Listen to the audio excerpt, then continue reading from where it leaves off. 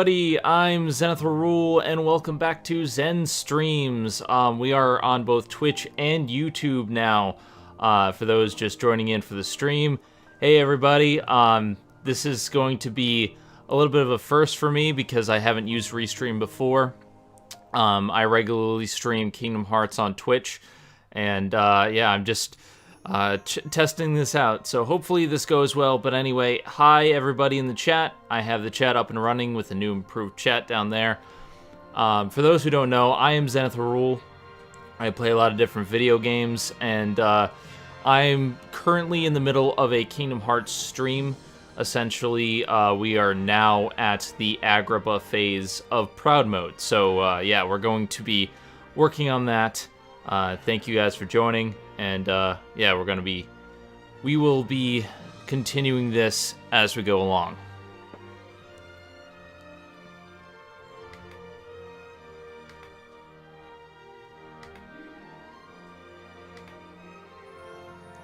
Let me just check the audio here.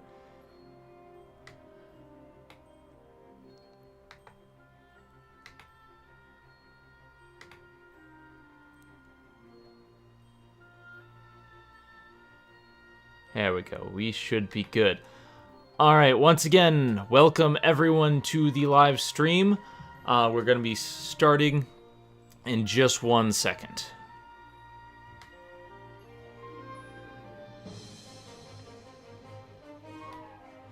Alright, I have everything set up. Let's get started.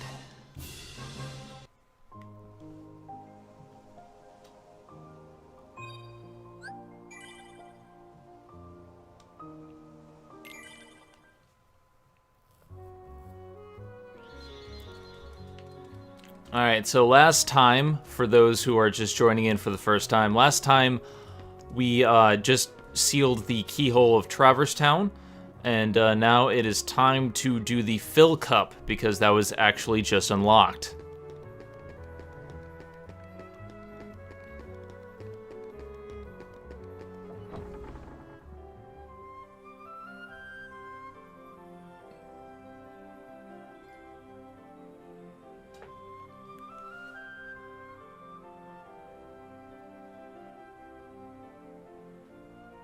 And yeah, we just got another trophy. It's weird how the trophies unlock in this game, because instead of unlocking when you like seal the keyholes when you actually do the thing, they wait until you actually get into the gummy ship. That's kind of weird, but I guess that's how they want to do it. So you know, I'm not gonna fault them. And Chip and Dale are just telling us that there's a tournament available at the Coliseum, so we're gonna head on over to the Fill Cup.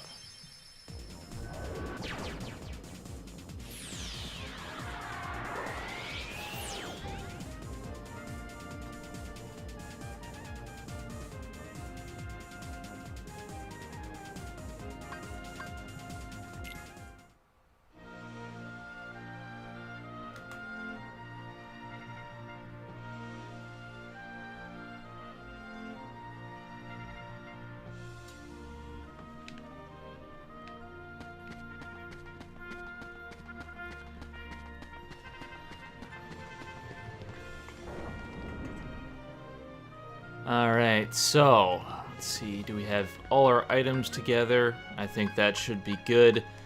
These guys aren't too hard. I mean, it's the Fill Cup, it's the lowest level. Alright. Come on, Phil. Let's do this.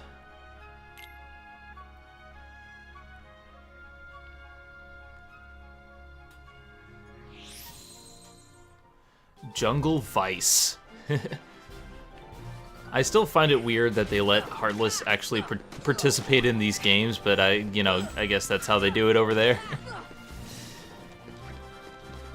Alright, and yeah, they were pretty much a joke. Good job, guys. We did it.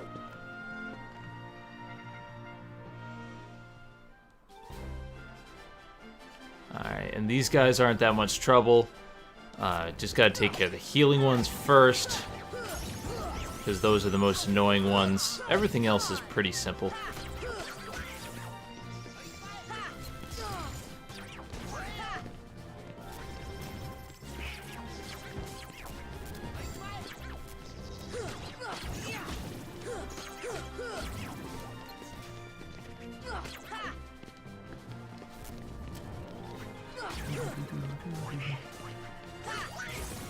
Alright.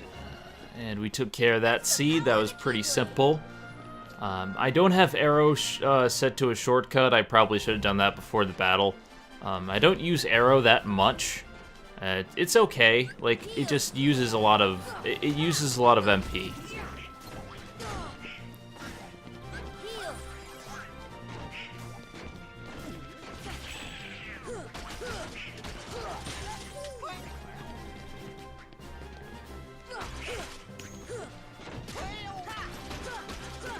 Okay, we just have 2 more enemies left. I hate the Power Wilds. They're just so annoying. They slide around everywhere. They aren't really, like, powerful. They're just annoying to fight.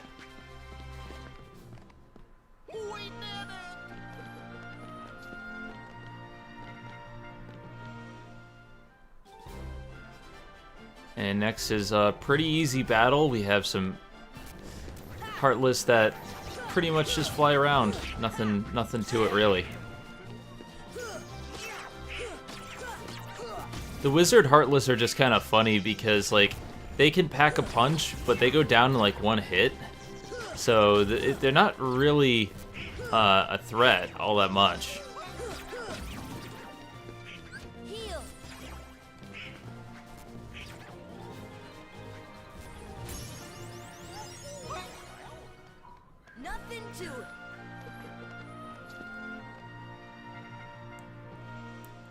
Alright, Nightwalkers. We have a large body, which I'm going to save that one for last because I don't want to have to deal with it right now.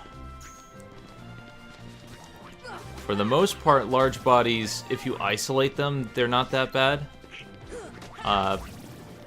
In large numbers, yeah, they can be a problem, but for the most part, large bodies, they, you know, you get behind them, you jump, they're really not that much trouble. They feel like it initially, but they're not really that bad.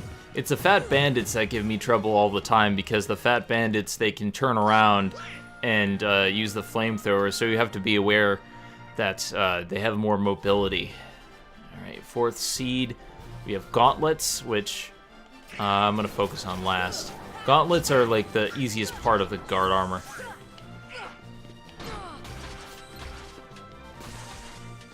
Okay. Ow.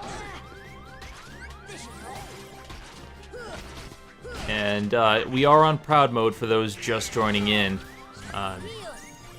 Proud Mode isn't too bad, but some parts, oh boy.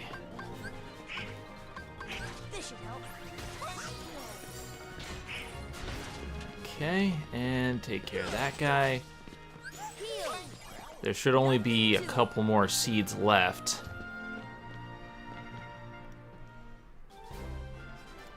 So we just have large bodies and healers. Pretty easy stuff. The green Requiems just... They're annoying that they heal enemies, but you can defeat them in 2 hits, so it's... Again, it's like the Wizards. They don't really pose much of a threat. They just are a minor inconvenience. Okay. 1 left.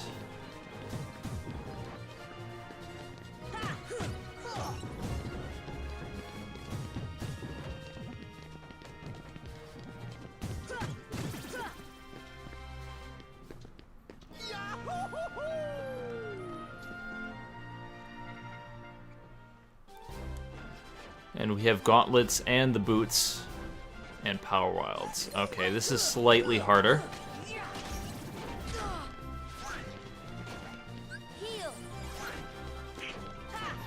Come on.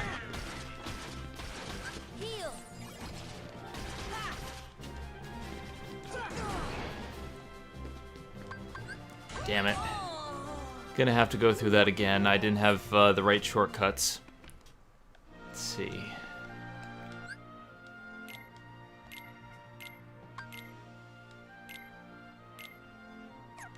Let's see here. So I want a Mega Ether. I want...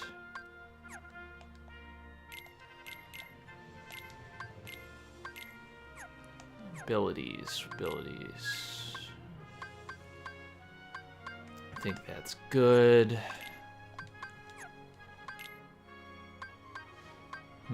Lucky Strike. I'm gonna put on, it's not gonna help in this fight, but it's gonna help me later. I'm gonna switch you to Arrow, which I should have done in the first place. And we're gonna save.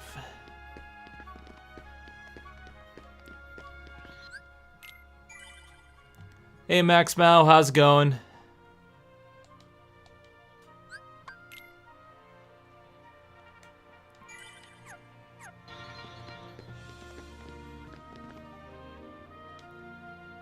Alright, let's beat this cup.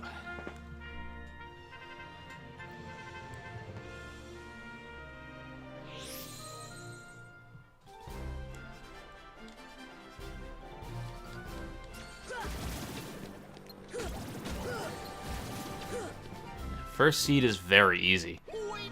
You just had some pancakes? Are you like a catchy or something?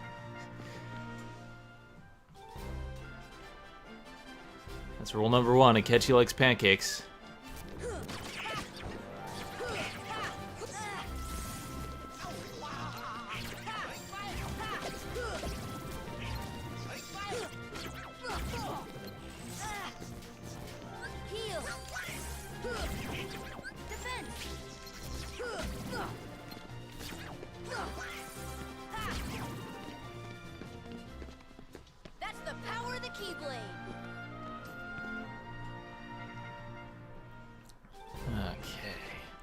Once we finish this match, Max, if you want to enter on Discord, by all means, because I'm not planning on doing anything other than the stream today. I want to see if I can do this a good long while.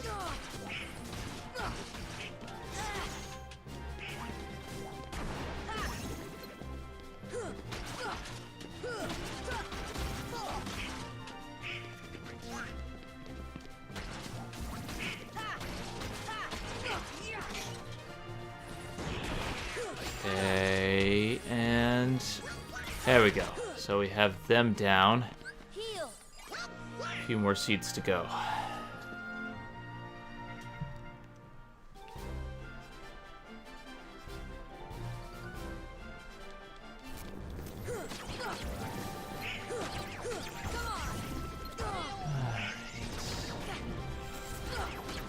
Good thing about some of these wizard types is you can use magic and it'll give you more tech points.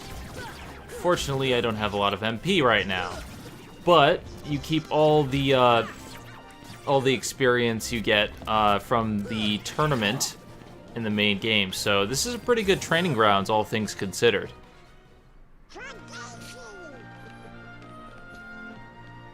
And unfortunately, I cannot read the Japanese in the chat. But thank you for tuning in. Playing some Kingdom Hearts Final Mix. Kind of jealous that you guys got this before America. But yeah, now everything's in one place. So yeah, we got it over here.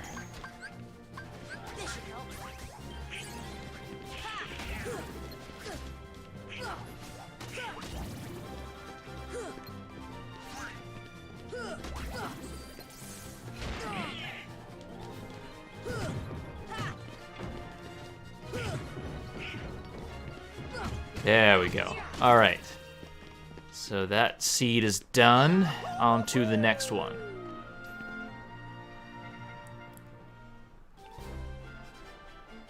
And now the gauntlets.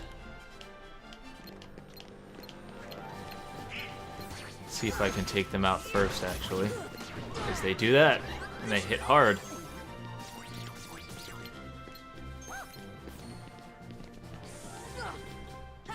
Okay, gauntlets are taken care of. Now it's just the easy small fry.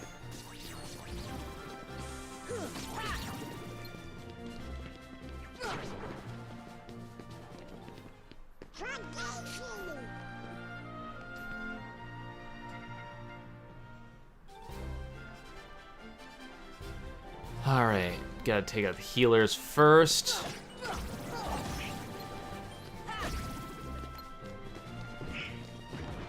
There we go.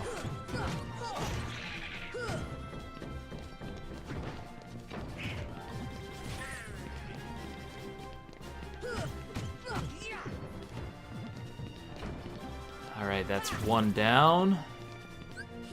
Now we got this big dumb creature coming at us.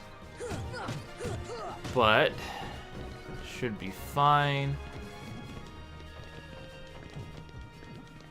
There we go. Alright, that seed's done.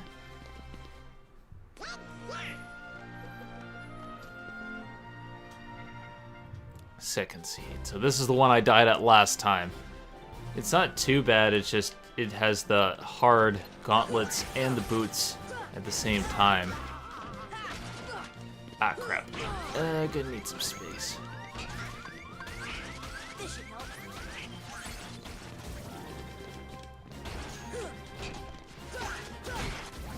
Alright, if I can get these gauntlets out of the way,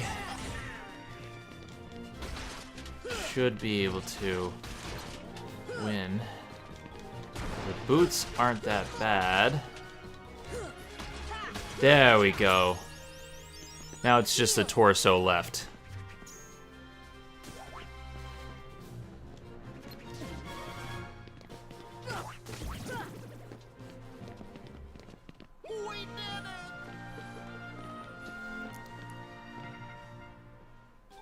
So I'm gonna focus on the torso first. The rest aren't that bad.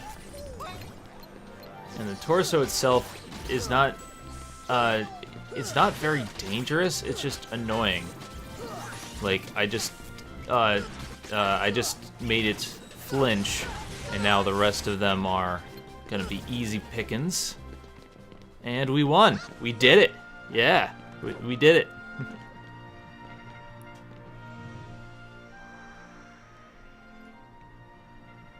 And of course, you get a trophy for beating the Phil Cup for the first time. So we got that down, and we got Gravity Spell, which I don't find very useful, but some other people do. And now we're going to save, and I'm going to open up Discord to see if Max Mal wants to join in. So if you can just hold on for a few minutes, and we'll get that going there.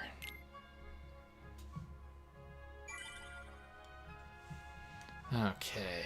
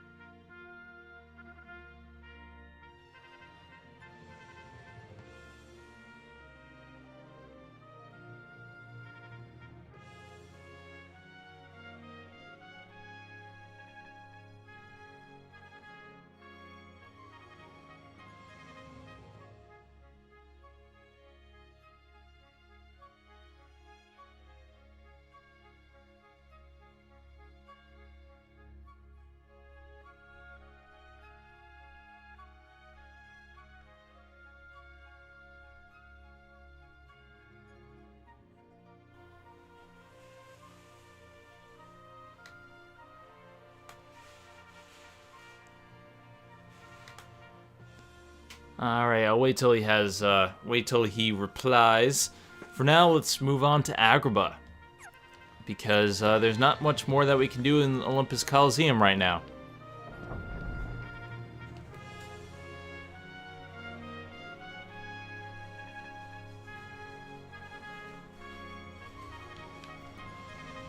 Okay. The good thing about today's session is that we're not doing Tarzan. Tarzan was one of the longest worlds to do when we first went through it, and dear God, was it a pain in the butt. But we got that out of the way, and now that that's out of the way, we have Agrabah, which is a much better world. I much prefer that to Tarzan. Like, Agrabah has some of the same design as Tarzan's world. It can seem confusing, but it does a good job of utilizing its space, I feel. Alright, actually I just heard back from Max Mouse, so let me just pause for a sec.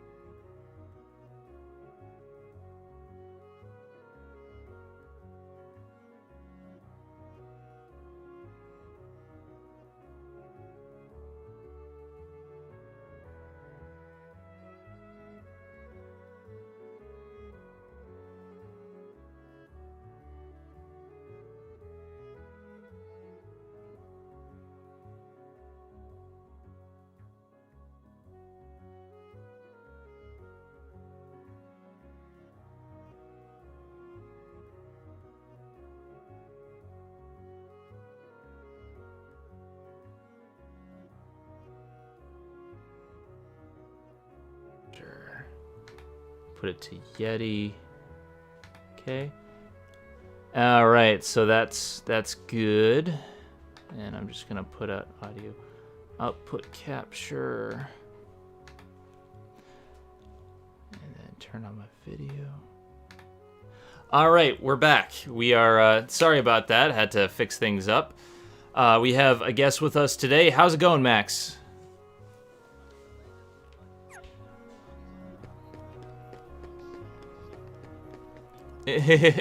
Also, Robert Roy, 92, thank you for following. I'm pretty sure I know who you are from Facebook and whatnot, so thank you for following the stream.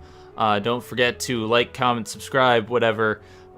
Check out my Twitch page at twitch.tv/Zenith will rule, and you can get notifications whenever I stream. I try to stream regularly. But yeah, we're in the middle of playing through. We are in the middle of playing through Kingdom Hearts Final Mix, and now I need to change out my gummy ship.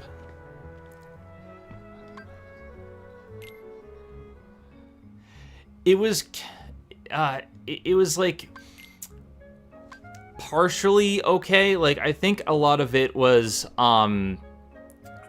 experimental, but I think it didn't really truly work unless you really figure out how to build your own ships, and that's what I'm doing right now.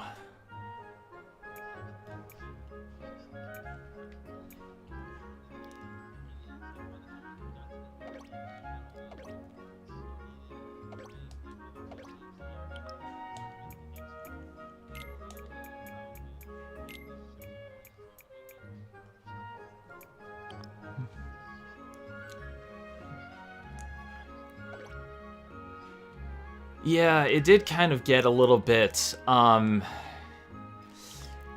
it also got tedious. Like, if I think part of the problem is it wasn't that deep, but it also got to be very tedious, and a lot of people really don't like the gummy design. I don't mind it now that I've actually like utilized it a little bit, but I think part of the reason why is I have to do it for trophies. So I just decided, hey, I might as well do that. And there's a few good things that you can use to customize for your ship. Like, there's these things I have right here. It's called a Meteor G. Essentially, what it is, it's like a cannon. It's a laser cannon. And they don't tell you how to output it to your ship, but now that I have new weapons, I'm actually going to do so much better. So, yeah, actually, before we do Agrabah, let me go through some of the gummy missions.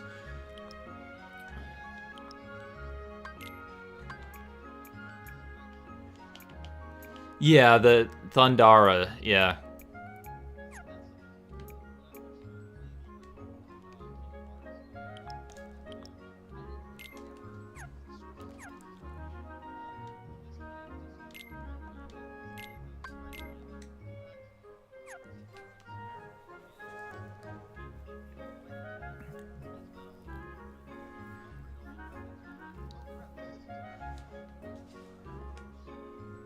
Yeah, especially if you look at the ship designs. Like, if you look at the blueprints, some of them look cool, but they don't tell you which has what guns and stuff like that.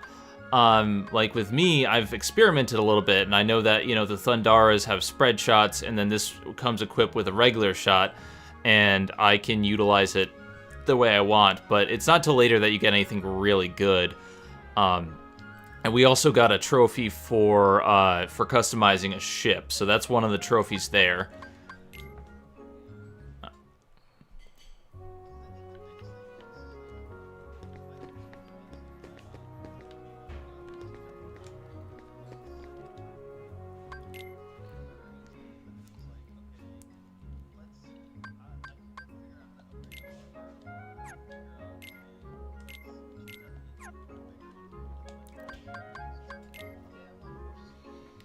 I wish there was a speed up button. Like, there really isn't.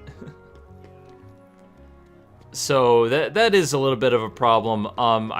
There are more stuff that I can do, like you can actually buy gummy parts and stuff like that, but for right now, I'm just going to go through a couple gummy missions, and then we'll go to Agrabah, because I don't want to take up all my time, but let's see. Gummy ship mission, this one is 180 or higher points, so that's not bad. And then this one, I'm on the second stage. You just have to collect 30 or more shield blocks. That's easy with this ship. This one, a score of 120 or higher, I could do that. And this is 200 or higher. So I can get all of those right now, just do a quick once over. So why don't I just go to Wonderland, and just go from there.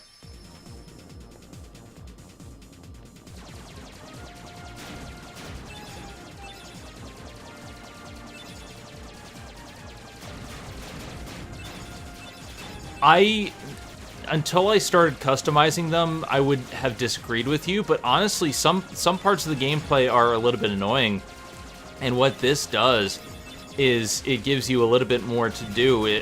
Once you customize your ship, it's more than just like flying around in a boring space.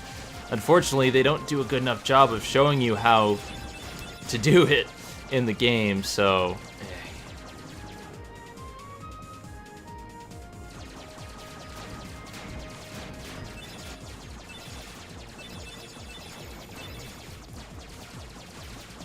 Oh, it's so much better. It's basically an on-rails shooter. I love Kingdom Hearts 2 for its all the stuff that it does there.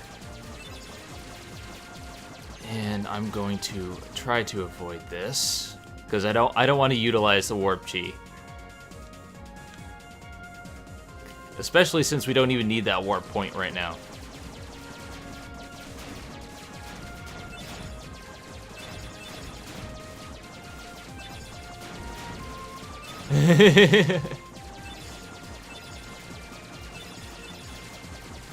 I would not have been able to do that, because I don't have the patience for a lot of the side blocks, like, to make the ship the way you want, but I'll put on cannons and stuff like that. I think that's fine. And, yeah, we got the new high score. We completed the mission. So that the first mission is the easy one. The first mission you'll get automatically, even with the normal spaceship, because it's usually pretty low score. This one, let's see, mission 2, you need a Haste G or Haste 2G, which we can buy. Okay, I'll worry about that later. I think for right now, I will work on this right here, see if I can get a score of 200 or higher.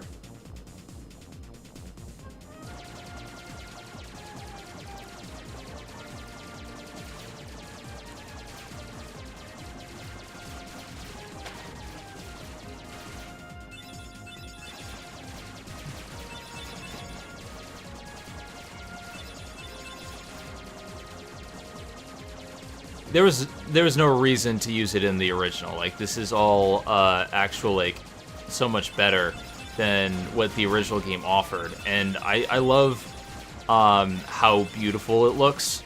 Like, I'm playing this on a big screen TV, like, I believe it's 45 inch, and it's really, really cool.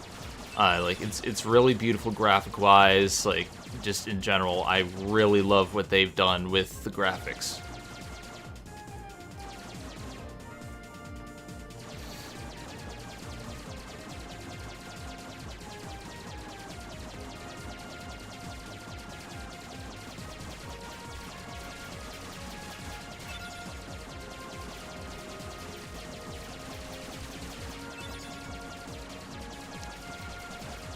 I really hope that they keep it the same. Like, the thing is, I've played some really good remakes, and I've played some really bad remakes, and I know how it can be fucked up so quickly.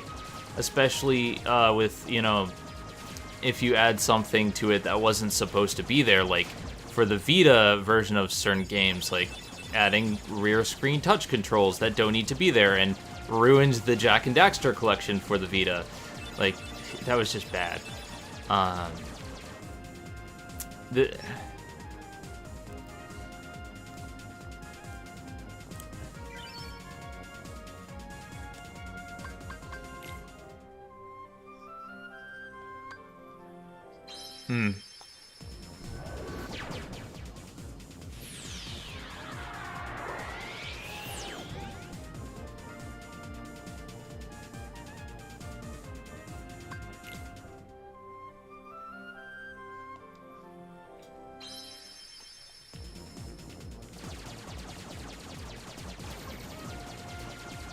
I've never actually played The Lost Frontier. I don't actually own it, but I probably should at some point.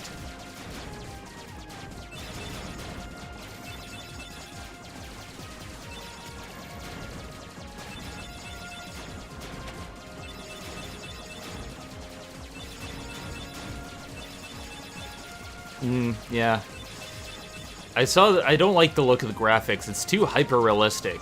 The thing I like about the Kingdom Hearts 3 engine that they're doing right now is that they are actually, like, doing a lot better job with that.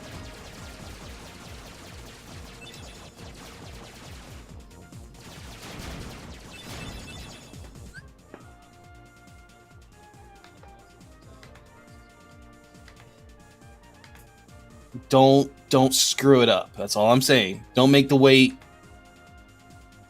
not be, you know, as good. All right, I don't want to do that. I accidentally put the wrong thing for the audio output capture. So now people can actually hear you. Oh. Yeah, okay. I'm still kind of figuring out this whole streaming thing. You know, switching in between, like, streams and whatnot. Like, this is my first time using both YouTube and Twitch? Yeah. And Twitch? Yeah. So I'm not used to some things. But for the most part, things are going pretty smoothly. Oh, that's good.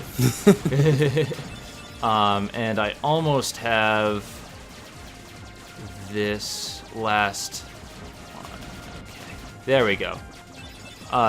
essentially for this gummy mission, you just have to get 30 shield blocks, and I got 31. Doing it with the Kingdom ship is impossible. It's like really hard. Yeah. So, is there any game you'd like to see redone with updated graphics and not really touch any of the gameplays or edit anything? There's quite a few. First of all, they need to update the Xenosaga games, especially like Xenogears and stuff like that, because that's never been remade as far as I know. I wish it would be remade. Okay. Like the Xeno games definitely. Legend of Dragoon. Like there's a whole bunch of PS1 games that people keep telling me, "Oh, you gotta buy this. You gotta buy this," and I have some of them now. I just need time to play it. All right. So we got the second mission here. And you got a trophy? Yeah, we got a trophy, because once you beat the second mission, it gives you a trophy for that, and the third mission gives you a trophy for that. But beating all the missions, getting all the blueprints, that's part of 100%ing this game, which kind of sucks. Let's see. So we did everything we could do with Traverse Town. This we need a score of 180 or higher, so I can definitely do that now. Because I technically did do it going the other way, so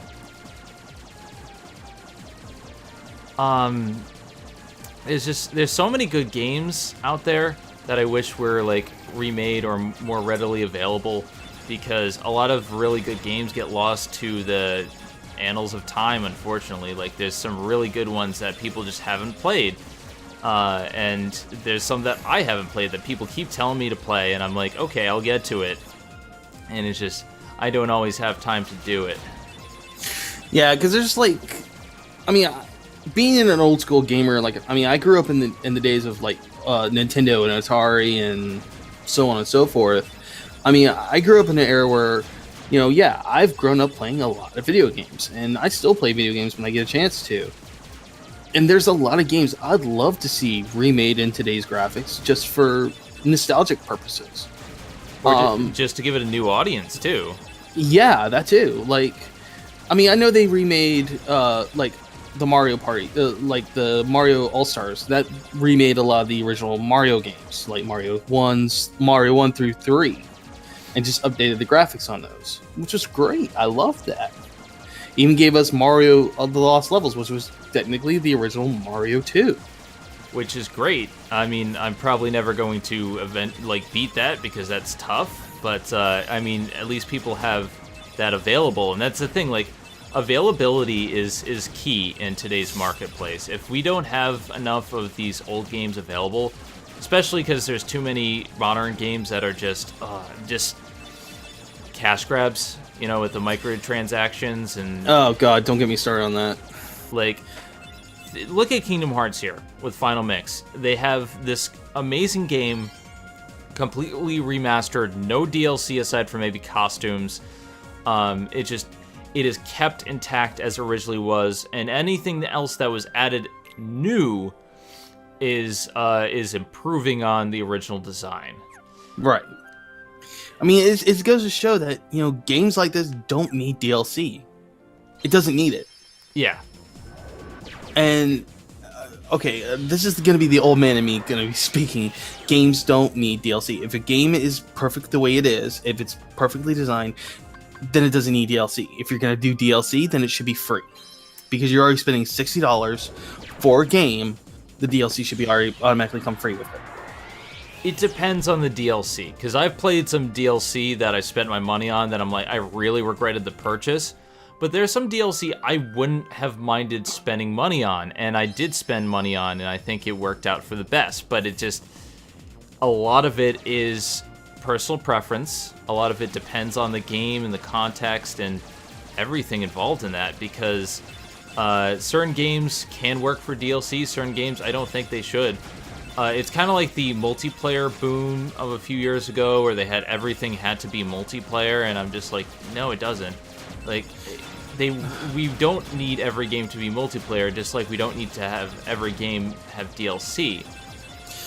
Yeah, I mean, it's like, okay, I love the Darksider series. I know a lot of people are like, oh no, the game doesn't. No. It's like a Dark Zelda or a Dark Prince of Persia. No, I like the game series. I like those kind of dark games. To me, those are fun, and I can just go out and rot my brain and just kill things and be done with it. And the second one had a lot of DLC with it, and I'm like, okay, well, I don't see a point in spending like $5 or $6 on a weapon. That's just kind of stupid. It'd be like the same thing for people who like to play Call of Duty. I'm not gonna spend like $5 to $10 on just a gun. That's stupid. I don't really usually go for skin upgrades unless, well, Persona 5 has some really cool skins that I might invest in, but that's just because I put already 250 hours in the base game as is. Like, I already got my money's worth, you know? Yeah, I mean, it's like the old days of like. I just miss the old days where, like, most of this, like, what was it, the original Marvel vs. Capcom 2, okay? I had it for the original Dreamcast, and all of this content was on the disc, and all you had to do was unlock it, and all you had to do was play the game so many hours, and you could just automatically unlock everything. And I miss the days of that. I miss the days when there was effort in games, where they gave you stuff for free or gave you incentive to keep gaming, because the whole point of gaming is passion, to want to play it, and now it's starting to become a really money-heavy industry. Not in all games, but in a lot. Yeah, I mean, it's just... I don't know. I mean, it's just...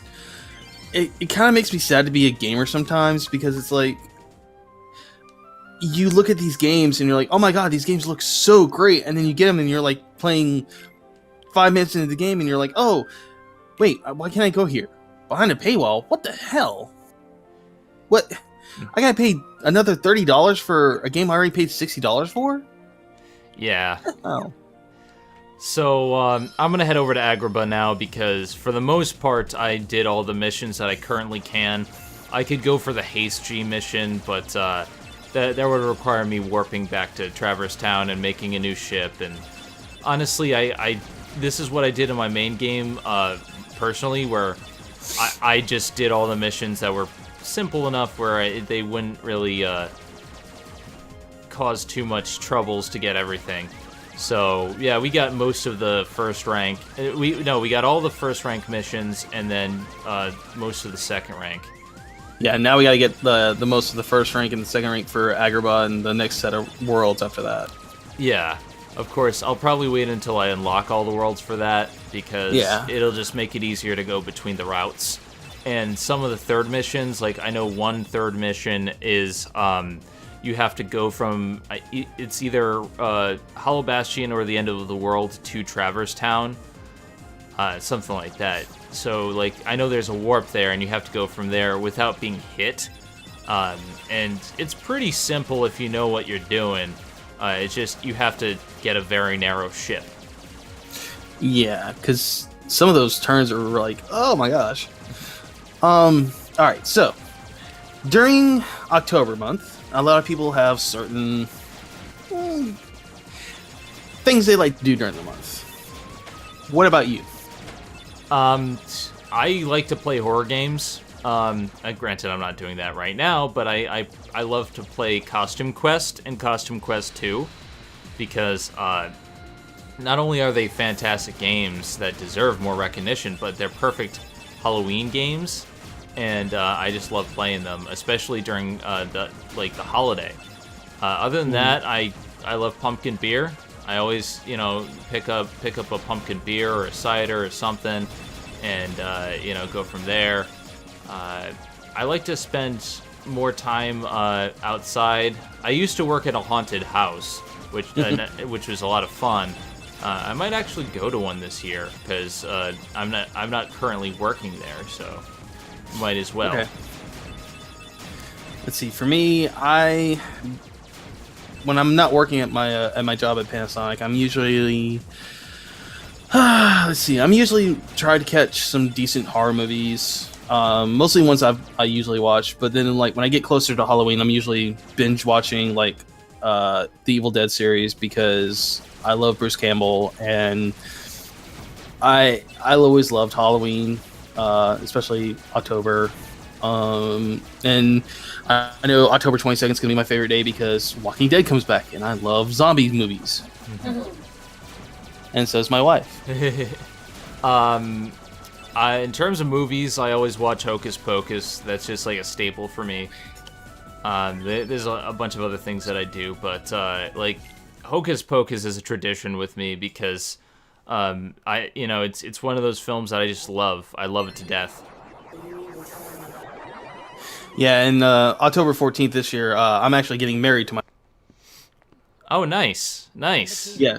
We're actually doing just a little simple Justice of the Peace, and then like the following year, we're actually going to do like a big thing we're going to have friends and family to come by. Well, congratulations. Yes, and we're gonna make up a guest list, and definitely if you can make it, we'd like to have you come by. Certainly, I'll have to see if I have the free time. When exactly is it? What day is that? A weekend day or? Right now it's this year it's a weekend. We don't know what it's going to be for next year. We're just going to kind of wait and see right now because it's going to be we're planning on having it in North Carolina on my cousin's backyard, which she has like a property, and it's going to be in her big backyard. Okay. So right now everything's still kind of up in the air right at the moment, but we're planning everything out. So yeah. Well, if I can, I will do my best to be there. Oh yeah, but like I said, I'll keep you up to date once we know everything. So, anyway, back to what we were talking about. Now, Jafar. This is the best part of the level, is the fact that you have Jafar here, a very big Disney villain. Up until now, we haven't really had any big Disney villains. We've had the Queen of Hearts, but in general, she's not a big villain. And we've had Clayton, but Clayton sucks. Clayton was kind of like the weakest of the Disney villains, I feel. He was just stereotypical, Yeah, he was just an everyman villain. I'm like, eh. He was evil just for the sake of being evil, which is... It's okay sometimes. Maleficent is evil for the sake of being evil, but he was just so... underwhelming. Okay. He was greedy and underwhelming, and he was evil just because, and the fact that he kept poaching gorillas and stuff, in this game, he doesn't make much sense. True. Now, are we saying Maleficent before or after the Maleficent movie? That does not exist. I had to cover that, and I don't want to have to do that again. No, come on. They've already said it was canon. And it was part of the series. It's part of the lore of the movies, of the Disney movie series. And they're making a sequel. Yep, they are making a sequel to it. So we're gonna have to cover that on the Disney debate, apparently. Yeah. Oh dear God. I don't know. And hopefully one of these days you'll let me be a part of that, hopefully. It all depends, because I always have to ask my co-hosts... oh, I know. Before I do anything, but... no, it's fine. I don't mind. Let's see. Because I grew up watching a lot of the Disney stuff, so that's why. Yeah, I'm really happy that people are really loving the Disney debate. It's getting pretty popular among our fans, and... the DuckTales episodes are doing really great. DuckTales 2017 is great. Yeah, I already saw the third episode. You mean the fourth episode? Oh, okay. No, I didn't know there was 4 episodes. I've already seen the first 3. I haven't seen the 4th one yet, then. Because when Mrs. Beakley said that she was a spy, I was like, what? Really? Oh, cool. There's actually, technically there's 5 now, because one just came out this Saturday. So there's the 2 pilot episodes. There's the one with Day Trip of Doom, which is basically Webby learning to be a more human person, and like she has a great dilemma. But the next episode that you probably haven't seen, the Great Dime Chase. Okay. That one I saw. I saw the Great Dime Chase. I saw that one. Okay, so that's the fourth one, and then there's the new one that just came out. Okay.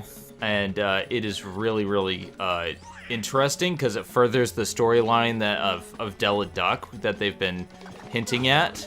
Yeah. Okay. I haven't seen that one yet. Then. See, what I like about this series so far is that everybody has character. It's not just everybody's just a blank page and it's just like boom, they're there. Everyone has character, and the storyline is legitimately great. Like, it's Gravity Falls level. Yeah, and from watching this and remembering the original, it's like it's just not all about okay. Here's the original Scrooge McDuck. He's just an adventurer. He still adventures. He's money hungry. Blah blah blah. Okay, let's just let them do some crazy cookie thing. Oh, and here's Launchpad McQuack. He just crashes things. Okay, but in this new version, okay, we have billionaire Scrooge McDuck, who used to adventure. He's retired. He's bored. He's an old man. He's just feels out of whack. Then you have Launchpad, who is his chauffeur and everything. Yes, he still crashes, but he's got a heart of gold. I love that scene when he's basically writing the note. Oh God, yes. The apology note. And that just shows you he's got a heart. He's like, I'm sorry, Mr. McDuck's insurance will cover all this. And you're like, he will happily, crosses out happily, pay for the and then it's like, and to me, the biggest change I noticed, other than Webigail, I love Webigail. Don't get me wrong on that. I love her to death in this. She's not some little whiny little girl. She's actually a freaking little badass. Oh, she's a badass. She's like a super spy. And yeah. I love that she can do all this cool stuff, but it makes her a little bit more socially awkward, and that builds into her character. Right, and there's actual character growth with her. But then there's Mrs. Beakley, who's not like this doting old grandmother. There's something to her. She's like... She can kick ass and take names like nobody's business. Yeah, and it's like, where the hell was this Mrs. Beakley when I was growing up? And then she makes that joke at the end of the episode where, like, you know, she was about the rules, and she's like, oh, I'm a super spy. What? Where'd that come from? And they just kind of laugh it off like it was nothing. Oh, yeah, I love in general the treatment of all of their characters, and especially the new one that's added in for the 5th episode, the one that we haven't covered on DuckTales, the diving into DuckTales. I'm not going to spoil it now because we haven't recorded the episode, but for all of those listening out there, yeah, we have seen the new episode, and we have thoughts. We all really love it, but yeah, we need to get together and record that. So, what do you think of Gyro? What little bit you did see of him? I like the changes that they made to him. I think it was great that they made him a little bit more ambiguous. Like, he isn't a good guy, he isn't a bad guy. Like, he's a genius, and that builds into his character. He kind of has that mad scientist feel to him, I think. I just like that it builds into Gizmo Duck because at the end of the Great Dime Chase, they showcase that he's starting to build the Gizmo Duck armor. Yeah. And we know that Darkwing Duck is a part of the series already. That's been confirmed. Right. And Disney's already been hinting at that they've been wanting to do a remake of Darkwing Duck anyway. Mm-hmm. They've been hinting at it for a while because everybody loved Darkwing Duck. I mean, it was basically Batman in, you know, the whole DuckTales universe. Pretty much. It's like if you take Batman but parody it, and that's what I like about it because it doesn't take itself seriously. It pokes fun at itself a lot. Like, you know, I am the termite that eats at your floorboards. Like that whole sequence, like the fact that he doesn't take himself too seriously, and that was great. I hope they bring it back. If not, you know, I'm hoping to do Darkwing Duck for like a podcast series. Kind of like what we're doing with DuckTales. Yeah. Although I do want to know if there's audience support out there. I haven't heard anything aside from several people in the Disney debate group want to go see want to see it, but I just want to gauge support because DuckTales was unprecedented in how quickly that first episode hit 1,000 views in a week. And I was surprised because normally we hit like 300 to 500 views for something like that. So I'm like, okay, well that's clearly something that people want to see more of. So we quickly got together and we saw, all right, what worked about that, what didn't work, and then we went to the next episode. Currently, we're sitting at 500 views for 2 days, and although we did get hit with the not suitable for all advertisers claim. Oh, God, I hate that stuff. But the good thing is that we already hit you need, 100 views in 7 days or something like that. Like, we already hit that threshold, so... Yeah. So that's not going to be a problem. It's just, I'm really hoping that they're quick about it, because this is actually, I'm starting to get money off of YouTube recently with these podcasts. Since they can't copyright claim it. So I'm really hoping that they keep they don't keep doing this, because this is taking away my actual money, and this does take a lot of hard work. Yeah, speaking of which money, did you hear about what YouTube's doing about the whole Patreon thing? No, I did not hear. What did they do now? Now you cannot put links in your description for your Patreon. Really? Yeah, they do not want you mentioning Patreon. They do not want you putting links in your description for Patreon whatsoever. That's probably because they're losing money off of that. But they're driving people away. The reason why I started streaming more was because I'm so fed up with all the copyright bullcrap. I'm so done. And every single time I put up a video... for History of One Piece especially, I would get hit by Toei, and they don't have a right to it. I have a fair use argument that is very well supported, since History of One Piece takes months of editing around certain clips and everything like that. That is definitely not me uploading an episode. That is so much work, and I had to just stop doing it because Toei would just take it down. I'm still fighting a copyright claim on that, and... Granted, I still want to return to History of One Piece, but I can't do it with Toei breathing down my neck. That's why I've started doing more podcast content. That's why I've started my Let's Play channel on Zen Plays, and that's actually proven much more fruitful because less copyright stuff. But then now they're doing the not suitable for all advertisers stuff, and I mean, it's like. Erod, he just posted a video saying that he had to take a day job because he's not making the money like he used to. So now he's only doing 2 videos a month for Blockbuster Buster. He's not doing all his extra videos now. It's a shame. I mean, I started streaming because I want to really build my audience over there, and I know people wanted me to stream for a while. Granted, I had to get a new router to do so, but things are going so much smoother now. I remember when I first started... how glitchy that was. Ooh, it's so much better now, but I kind of want to see if I can turn streaming and YouTube into something of a living. Granted, Patreon is the key point because YouTube is slowly becoming something that's not viable anymore for anyone. Yeah, because YouTube's not like what it used to be. I mean, it's becoming a dictatorship, and I wanted to do streams, I wanted to do Let's Plays and everything, and now it's like I'm deterred from doing it now. I'm deterred from wanting to do something I wanted to start doing and loved. It's a shame. Yeah. I've got games I want to play, and I want to Let's Play and show people my love and why I want to play these and want everybody else to try them. And now it's like, because of this crap, it's like, why? Why should I do it? What's the point? You see, there's this girl in Agrabah named Jasmine. But she's a princess. But in any case, you, my friend, need to try. Have you ever tried mead? I've tried it once. But then again, that was at the Renaissance Fair. I don't know how good it was. It was overpriced. I know that much. Then that was probably Oliver Mead, and Oliver Mead's pretty good. No, there's like flavored mead, and I just found out not too long ago that there's actually pumpkin spice mead. Ooh, that sounds good.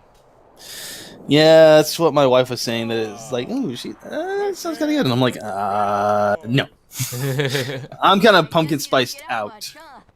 Pumpkin spice can work, but I find like there are some things that should not have pumpkin spice. Like I tried this new the new pumpkin spice frappuccino at Starbucks, and it's good for the first few sips, but then it gets old real quick. What if I use my last wish to why? free you from the What do you think? But yeah, I got instead I got my my apple cider. Hey, what's going on? Getting the damn robot. I like that name. That's pretty funny. We are still in the middle of Agrabah. We have done like a lot of the starter stuff, but there's still quite a bit more to do. We're playing on what's that? No, I was gonna say I think Agrabah's my favorite place to grind for levels. It does a good job of giving you the right amount of enemies and giving you just the right amount of space. Yeah. It's much more than Tarzan ever did, but like yeah, there's some really cool set pieces here. And I like how like certain parts of the city get sectioned off as you go and come back. I like the bosses here. I like the enemies. Like even though the Fat Bandit can be a little bit of pain, annoying sometimes, generally it's not that bad. Yeah. Let's see.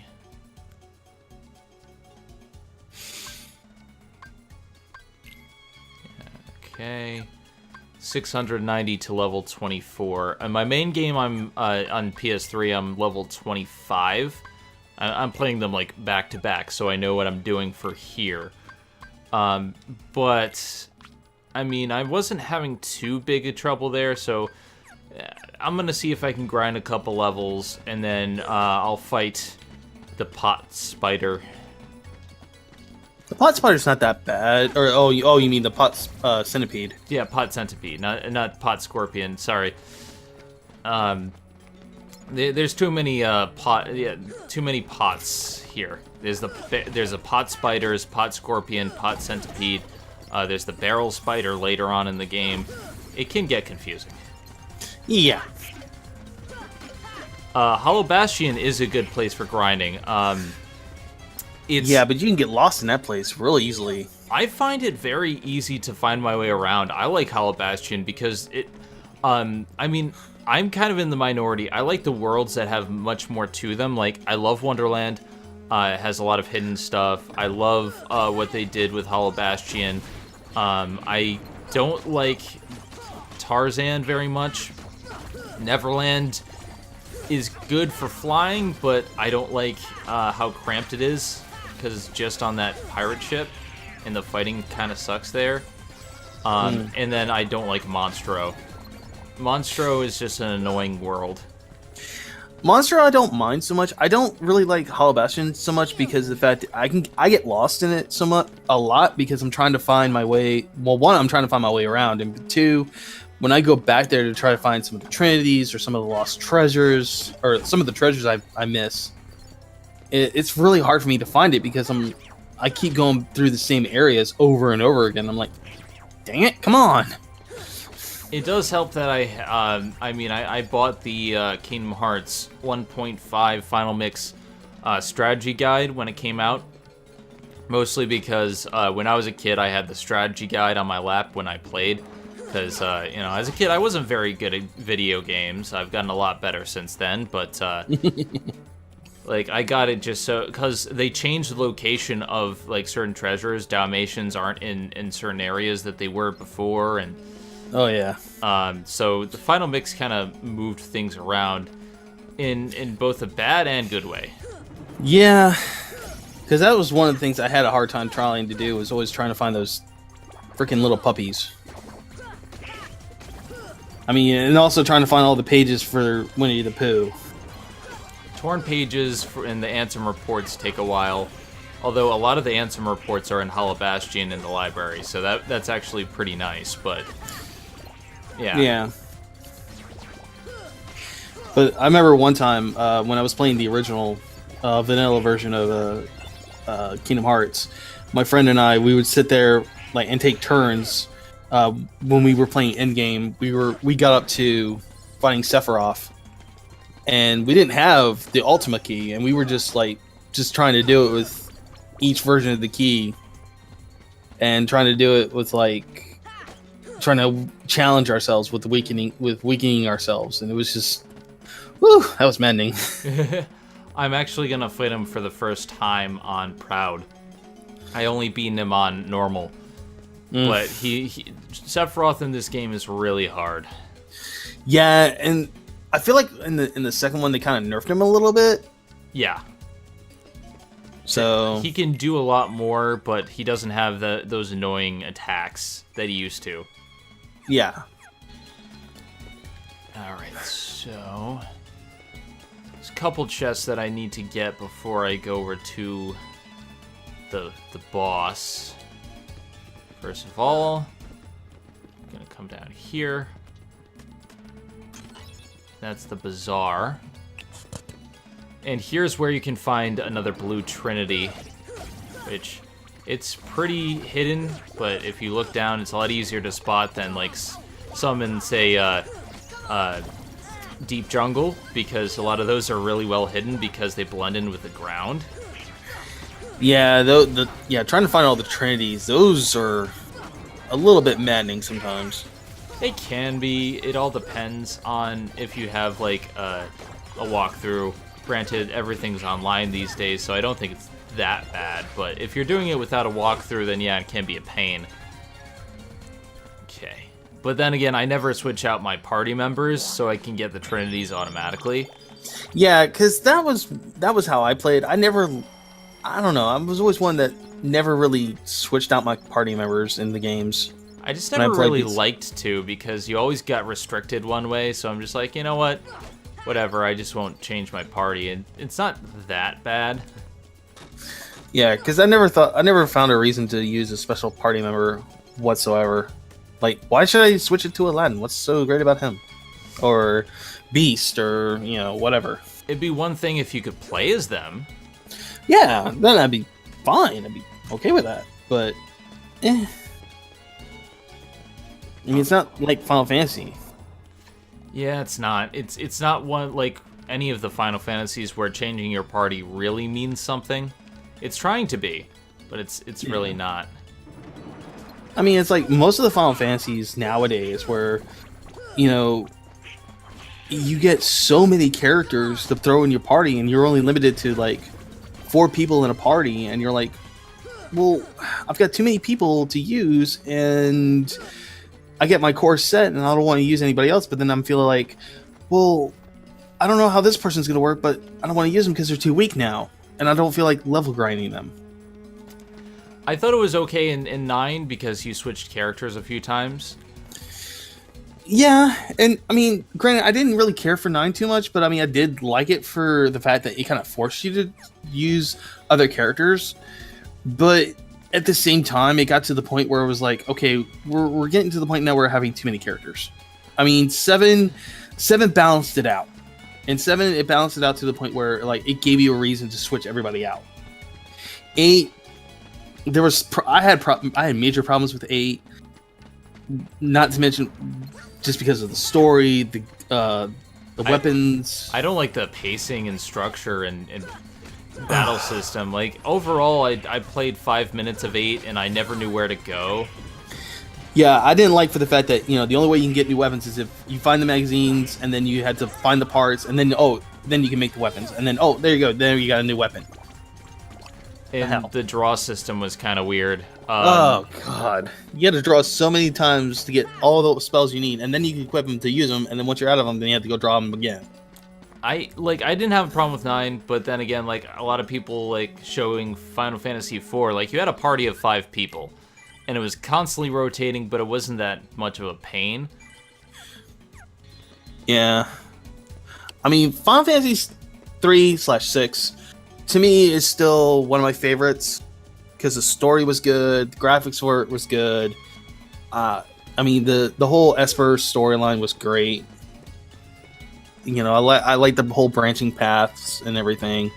I thought it was a really good game. But 10, I love 10. I think 10's a classic. if you take Titus out of it, yes, 10's a good game. I like 10. I love the sphere grid. I like the storyline for the most part. I just don't care for Titus. I can somewhat relate to him though, because his father is the worst father in history, and he made him the way he is. Yes, and Titus is a freaking prick, and his life is annoying as crap, and I just want to bitch slap him. Well, when you've been abused that long, you probably True. would be awkward too. Yeah, that's what true. people don't seem to understand, is that he was emotionally abused his entire life. Yeah, that's true. And then it's like, I mean, like I said, I like the sphere grid because you can overpower a character real easily. I mean, real easily. You get enough, like, sphere grids and everything. And then when you got to, skipping 11 because 11 was online. 12 was... I never did 11. I played a ton of 14. 14's my jam because they fixed so much.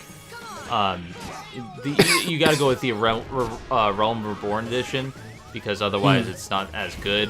But 14 was so much improved. I tried 14 and I did like it. I just never got a chance to play more of it because it was like one of those, you paid subscriptions. Because my friend let me play it for a little while, and I liked it. I liked having fun with it. I've even gotten a chance to try, World of Warcraft a couple times, and I've gotten to the point where I like playing World of Warcraft. It's fun. It's not bad. It's fun. It's just the constant fee is a problem. That, and you really need somebody to play with in order to really enjoy it. Like, there's so much to do in 14, but yeah, you're right. Like, in order to really appreciate everything the game has to offer, it's best if you have a bunch of friends with you. Yeah, if you get one of those, like, you get a buddy with you to play, like, those kind of MMOs, it's like, you get more of it. You get more experience, you get more of the fun, you get more of the enjoyment out of it, instead of it just being, hey, I'm just playing this game by myself. You lose the fun factor. I've played, what was it? I played 12. 12 was okay. I didn't like 12 that much, if only because of the Gambit system, and because I didn't like the story, mostly because of Vaughn and Pinello. It should not have been about them, because I wanted to learn about Balthier, the Sky Pirate. Yeah, and the whole fact that all the ships were named after the Espers, and I'm like, or the Summons, and I'm like, okay. That's, okay. And then 13, where everybody was, like, really hating on it. And it was like, and I saw a gameplay of it, I'm like, yeah, I see why everybody was hating on it, and I have no real input to add to it, because I haven't played it. I actually like 13. I'm not saying 13's perfect. 13 has its problems. It has its problems, but I love the combat system. The story is hard to get into at first, but if you play through, you can somewhat get a grip of it. I like the characters for the most part. It's one of those games that it doesn't have good pacing to start off with, and it's very, very hard to get into. It's not one of those games that you can easily just say, oh, like, right from the get-go, I love it. Like, Final Fantasy VI, played for the first time the other day. Got through, like, the first few hours, and I'm like, I automatically love it. It's paced so well. A lot of people just couldn't get into 13 because of the structure of the game from the start, and I can understand that because it's not very good a structure, Yeah. I mean, and especially, like, the spin-offs that came out from 13. Yeah. And it's like, are we copying 10 again? Like, with Final Fantasy X-2? I liked 13.2 though. 13.2 is actually a highly underrated game. It's just that, you know, a lot of people don't care for the time travel, and I'm like, it's better than Final Fantasy 1. The time travel in that game sucked. Yeah. I mean, it's just now. I'm kind of waiting to see what they're gonna do. I mean, I haven't played Final Fantasy 15. From what I've seen of it, I'm just like, I don't know. It's a hit or miss. Like, I think it's very engrossing, but it's been in development for years, and there's a reason why. They kept changing things around.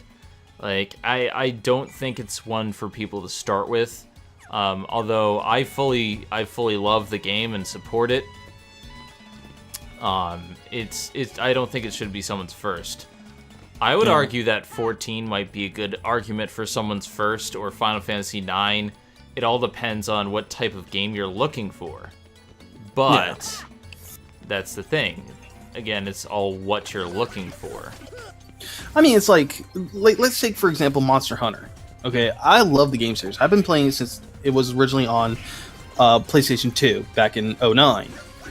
And I love that game series. It's hard. It's, you know, it's one of those, hey, I can just go out, kill a monster, carve it, make armor, weapon at it, repeat, rinse and repeat.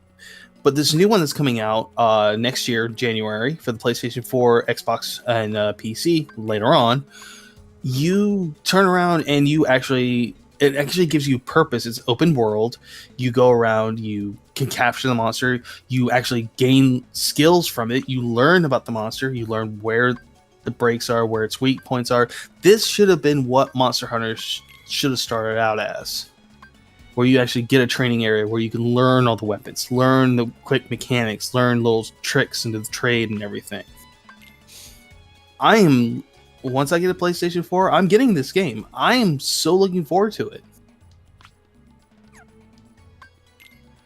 I need to actually get into a Monster Hunter game because I've never actually really done so, but I've heard good things from everyone, including you, about it.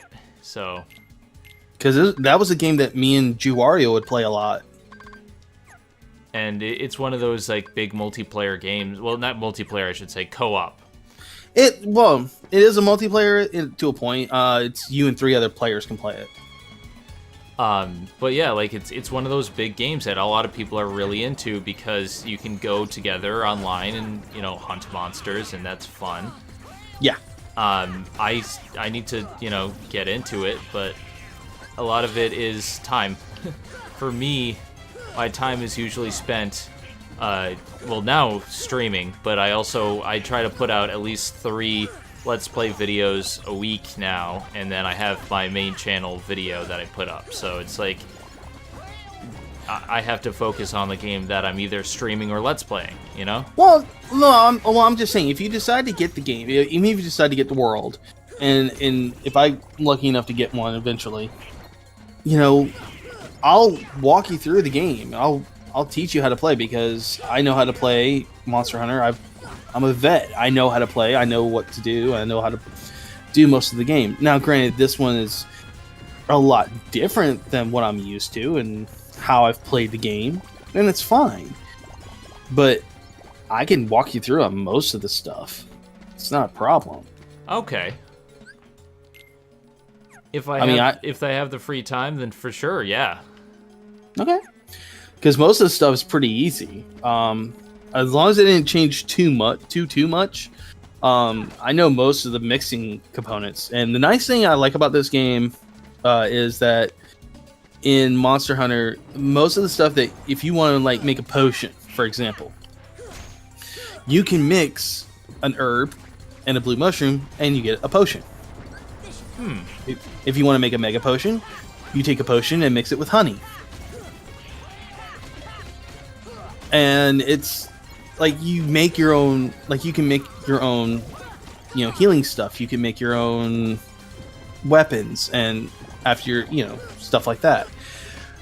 The problem is you just have to be very careful of what you're making, and you have to plan out ahead because you have to, you got to do a lot of farming, a lot of hunting. because you really have to watch what you're doing. Oh yeah, I can imagine. Monster Hunter is one of those games where you can't really, you have to pay attention the entire time, basically. Oh yeah, because you can get your butt handed to you rather quickly. Because there have been times where I've like gone in, I'm like, I can handle this. Next thing I know, oh crap. Yep. Alright, I'm gonna see if I can do a little bit of more grinding. I want to at least get to level 25 because the next boss is the Cave of Wonders Guardian. I would suggest getting it up to at least level 26. Yeah, because I did have problems when I played earlier today. He's not hard, it's just his tactics are hard. Because the reason why I say 26 is like, I think, see, now you just got your strength, which that's going to help, but I always try to at least get up to a point where I get a little bit more HP. Because I'm always, like, HP cautious. I always like to have the extra hit points. Yeah, it's always beneficial to have that extra HP, especially because even though I have cure spells, these guys on Proud Mode, they deal so much damage. Oh, yeah. Just like now, like I just got killed, so let's continue. Yeah. But like I was saying with Monster, there's like certain monsters that you're going to find in the game that you're going to be like, ooh, damn, that sucks. You'll be like, this monster doesn't look right. Because there's actually a monster in the game that, the nickname my friend and I gave him was Dickie. Because it's a it's a wyvern and it's white. And it has no eyes, it only has a mouth. When it hangs upside down, it opens its mouth, white droplets come out of its mouth. Oh boy. And one of its attacks is its head stretches out.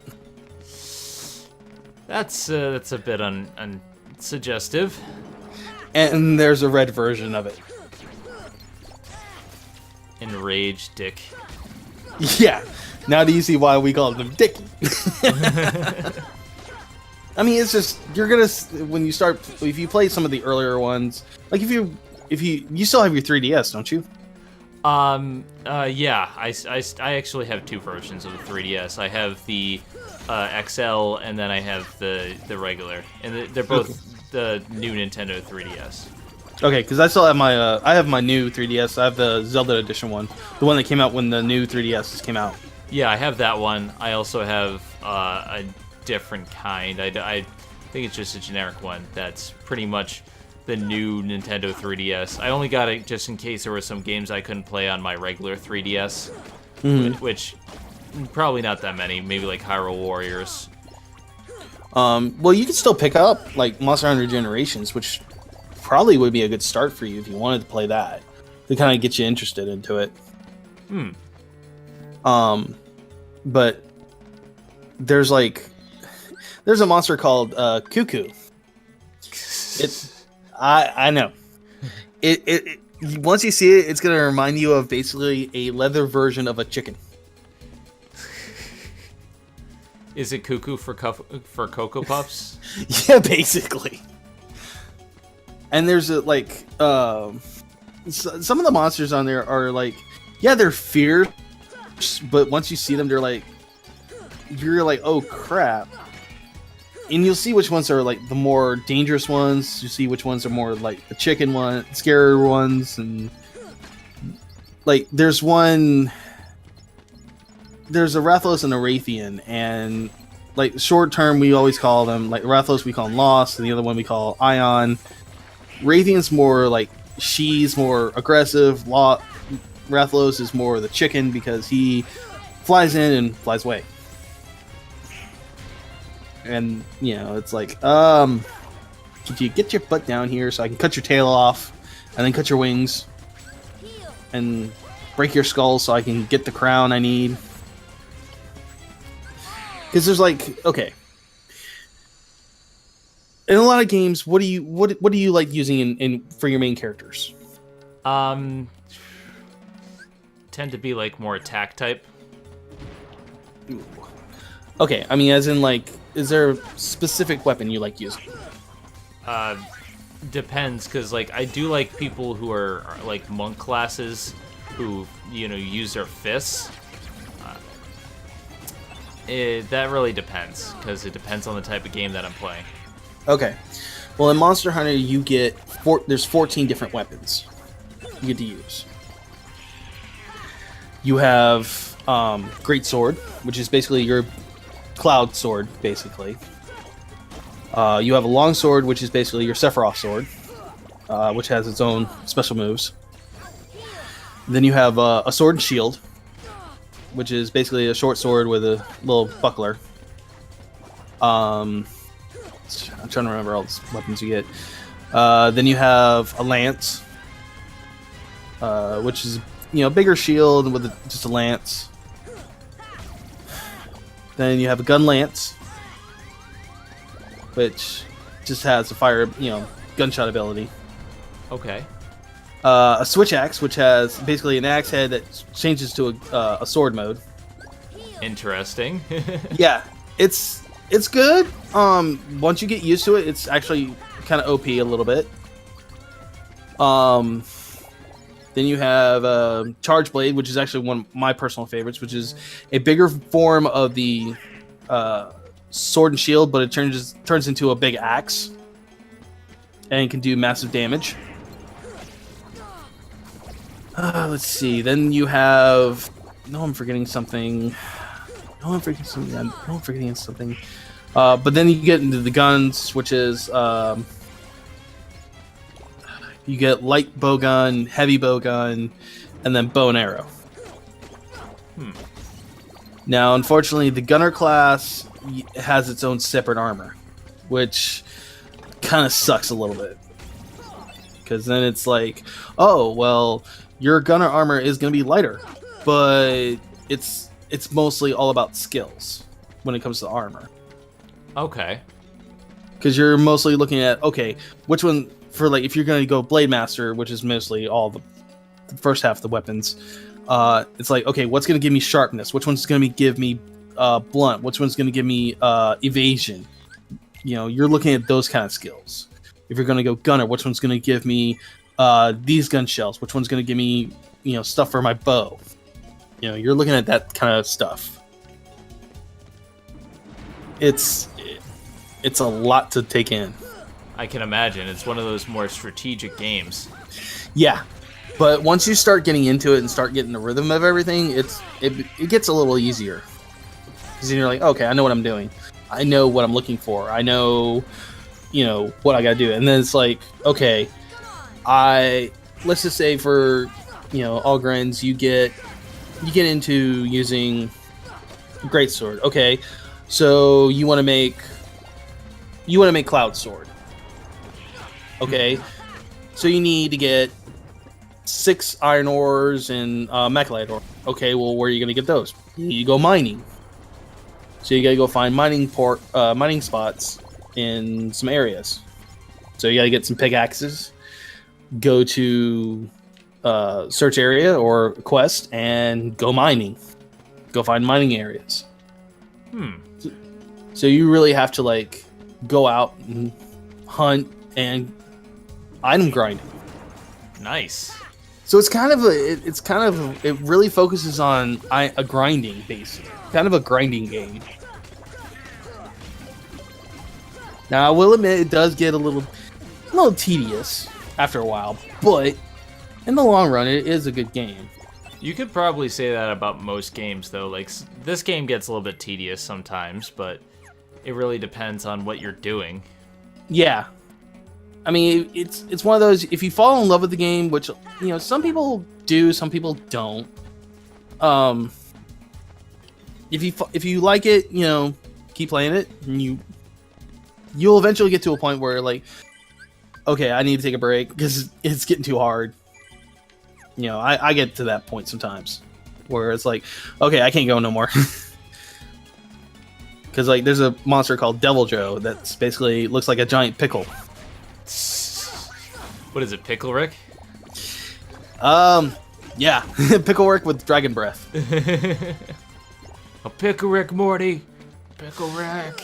I haven't gotten to that episode yet. I just got to season 2. I haven't seen any of season 2. I marathoned all of season 1, and then I saw season 3.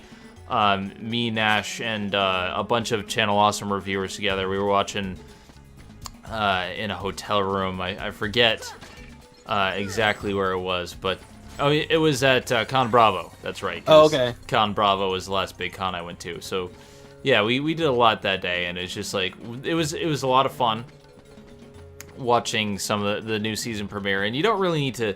There's not too much continuity in Rick and Morty that you'd have to like see every single episode, you know. It can certainly get to the point where like individual episodes just return it back to the status quo anyway. So yeah, well, there's this big, huge, overarching arc about Evil Morty going on right now. Oh, is that the guy from?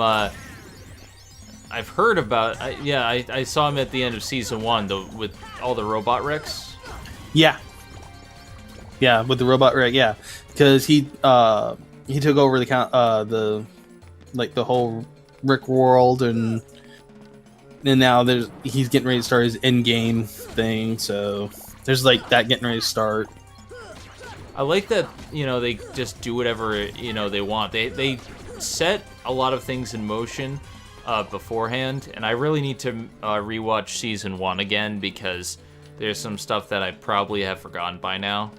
Yeah, because Matt Pat just had one of the creators on his game theory film theory episode. Because he was saying that he was trying to prove the theory that Pickle Rick could be possible. He said, basically, Pickle Rick version, no, but an Avocado Rick, yes, that could work. So, I was like, okay. So, it was like, oh, cool. But it was still a good episode. I'd have to check it out. I haven't seen much of... I've seen a few game theories here and there. I just haven't seen a lot recently. Yeah, I like watching a lot of like Matt Pat stuff, and there's some stuff I'm like, okay, cool, and there's some that I've watched that I'm like, and you're just now getting to this, like how all the Disney movies are connected. I'm like, you're just now getting to this. Yeah, the internet's kind of been all over that for a long time, but there's some things that I'm just like, it's a once in a while thing. Kind of like with Gaijin Goomba, I love his videos, but it's not something I can watch all the time.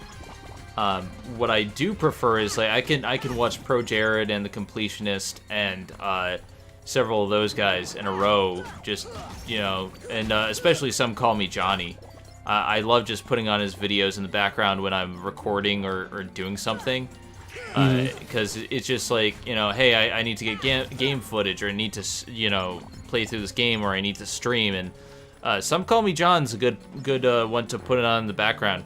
I've been putting on all of his Kingdom Hearts videos while I've been playing Kingdom Hearts. So me, usually when I'm like playing games, I'm usually listening to music, and I've been trying to find like, music that I'm kind of getting into. Like I'll listen to Steam Power Giraffe.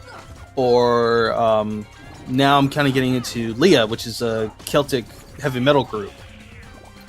I've been kind of getting into that now, so which is pretty cool. I've been kind of checking up on Ralph, or Angry Video Game Nerd. Some of his videos, because now he's doing stuff on Mondays where he's talking about music mix, because he just had another baby, so his videos are kind of like getting wonky again. But he said it's only for a little while. Yeah, I heard that he had to change Monster Madness to a different time because of that, or something like that. Yeah, he said he wasn't going to do it like just once a year. He was going to do it like whenever he felt like it. And he kind of spaced out when he was going to do the nerd episodes, because let's be honest, you can only do, like, he's already gone through a lot of the bad games, and you can only do so much for so long. Yeah. I mean, look at Linkara. I mean, granted, there's a lot of bad comics, but I'm glad he's kind of mixed it up with some good comics. He's mixed it up, plus he's put in a lot of good Patreon stuff, and no, I'm not messing with you, Black Mushrooms. No, not today. I don't know how to deal with those. You gotta wait till they, pretty much wait till they're visible, and then just keep attacking, and then get away when they... But I know they drop something rare that you need to get for, like, for the Ultimate Keyblade. Yeah, it kind of sucks. I'll consult my guide when I get to that point, because it's been ages since I've done it. But, you know, then again, that's this game in a nutshell. I remember a lot of the broad strokes, and I remember where certain things should be, but some things I'm like, oh yeah, was that like that, or, you know...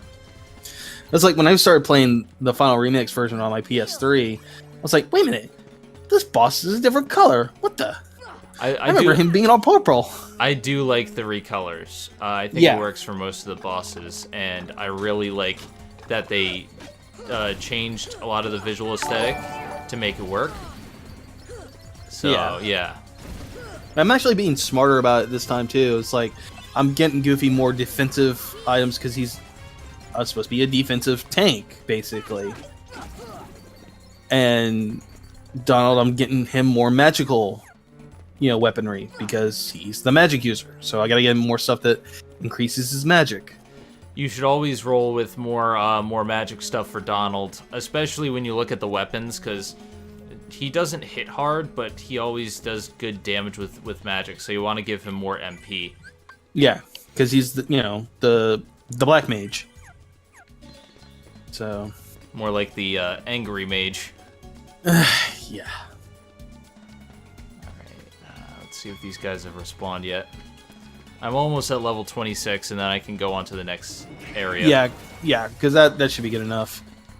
So, all right, what do you think of the voice actors for the new DuckTales show?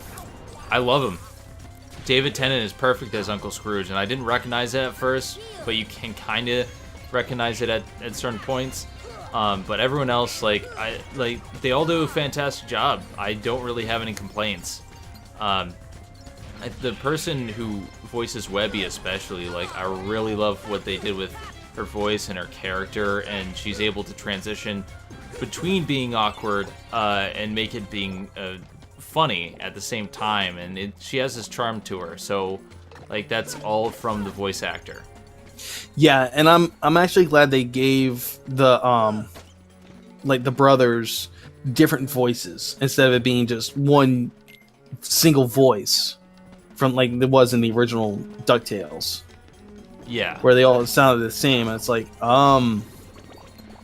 where's the variety? Where's the difference? They did comment on that. They made a joke about that in the most recent episode. They all started talking at the same time. They said, they're like, matching color coordinated outfits. What are you, triplets? And they all started talking the same exact thing at the same time. It's we're completely different. They do a good job of being self-aware, and I like that. Yeah. All right. I mean, the one thing I was surprised was wait a minute, where's the butler? He's not involved. There's a lot of characters that they switched around, but they did not bring the butler into this, and I'm kind of glad because Mrs. Beakley does a good enough job filling that role. And I like what they did with Ma Beagle. I love she feels like the leader of the Goonies. The crime leader, the crime villain. Yeah, and I think she does a fantastic job. I think she's one of the best parts of the show. And I like for the fact that Beagle Boys actually look different. Oh, and they actually have personality too. In the next episode, it's all about the Beagle Boys, and they showcase all of the Beagle Boys. Yeah, I mean, it's not how, like I said, in the original DuckTales, where all the Beagle Boys look the same. Mm-hmm. And except for, one look different, but it's they all look different. They all have personality. But yeah, and that's the one thing I love. There's, an army of the Beagle Boys, though. There's at least 30 or 40 in the different groups. It's really, really cool. You should watch the new episode. Yeah, I'm gonna have to. And it's that's the one thing I love is this series, this new version has so much personality. It's just oozing it, and I'm just like, such a fresh breath. It's just so good. It's so good. It's a breath of fresh air. Yeah, that's what I was trying to say. It's just so good, so good. All right, so we are at the Cave of Wonders Guardian. I think after I beat him, I'm going to take a little bit of a break because, I haven't. I've been streaming for about 2 hours now, so I want to get some lunch. Maybe edit some videos, and then once that's all set, I will return with more streaming. Well, if you want me to come back for the stream, just let me know. All right. But yeah, this guy shouldn't be too much trouble. Now, you can hit back his beams as well. Yeah, especially if you use arrow, but I usually like to keep my MP as high as I can. Yeah. Now, the Keyblades in this game, now, I like them, but the only problem I had was, like, some of the stronger Keyblades was the short ones were always the stronger ones. I was like, I liked having my reach. It depends. My favorite's still Oathkeeper and Oblivion, but I like the classics. But I do synthesize Ultima Weapon, because Ultima Weapon's awesome. Yeah. My thing was always when in this game, I was always trying to get like a lot of the tech points, because I know that was how I leveled up a lot faster. And there we go. Especially one of the new skills in Final Mix is Tech Boost, where you get more tech points. So that's pretty awesome. Yeah. And in any case, we have beaten the Cave of Wonders Guardian. So I think now we're going to go back and I'm going to save. I think that'll be good for right now. I'm pretty sure that there's going to be more people later tonight. But this was a kind of an impromptu, like, hey, let's just do it in the morning, see how many people are up. Just kind of gauge my audience a little bit, and I wanted to test out Restream, test out the audio, and test out everything in Restream. But the chat's working great. I like how everything is looking. So yeah.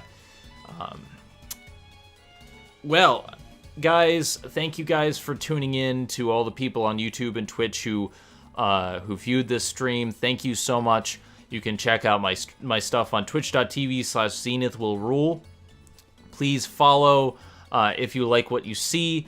I do try to stream regularly. I'm going to be streaming a little bit more later tonight after I get some food and after I do some more editing on actual videos. But with that said, I'm Zenith Rule. Thank you guys so much for watching, and I hope to see you again in the future. Hey, this is Megami33. Thank you for watching Zenith Will Review. Don't forget to like, comment, and subscribe for more awesome videos. If you like what you see, check out the Patreon page at patreon.com/Zenith Will Review.